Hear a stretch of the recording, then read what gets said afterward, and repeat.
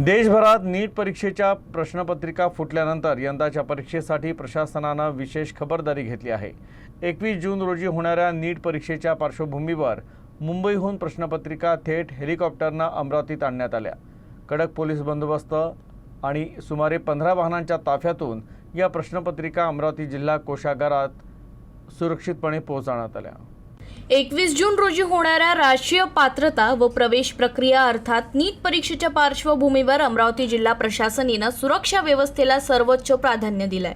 मागील काही काळात देशातील विविध भागात प्रश्नपत्रिका फुटीच्या घटनांमुळे परीक्षा प्रक्रियेच्या विश्वासावर प्रश्नचिन्ह निर्माण झाले होते।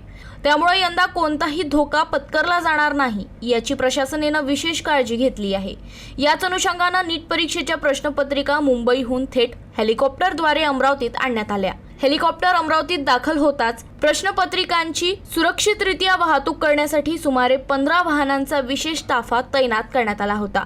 कडक पोलीस बंदोबस्तात या प्रश्नपत्रिका जिल्हा कोषागार भवनात पोहोचवण्यात आल्या। प्रश्नपत्रिकेच्या वाहतुकीपासून ते साठवणुकीपर्यंत प्रत्येक टप्प्यावर सुरक्षा यंत्रणा सतर्क ठेवण्यात आली आहे। संपूर्ण मार्गावर पोलीस बंदोबस्त तैनात करण्यात आला असून कोणतीही अनुचित घटना घडू नये यासाठी विशेष दक्षता घेण्यात आली। याशिवाय केंद्रीय औद्योगिक सुरक्षा दल अर्थात CRFचे जवानही सुरक्षा व्यवस्थेत सहभागी करण्यात आलेत। जिल्हा कोषागार परिसरात बहुस्तरीय सुरक्षा कवच उभारण्यात आलाय। प्रश्नपत्रिका ठेवण्यात आलेल्या ठिकाणी 24 तास CCTV द्वारे देखरेख ठेवली जात असून प्रवेशासाठी अत्यंत कडक नियम लागू करण्यात आले आहेत। अधिकृत परवानगीशिवाय कोणालाही या परिसरात प्रवेश दिला जात नाही। या संपूर्ण प्रक्रियेत महसूल विभाग, पोलीस विभाग, भारतीय डाक सेवा तसंच इतर संबंधित विभागांचे अधिकारी आणि कर्मचारी समन्वयाने काम करत आहेत।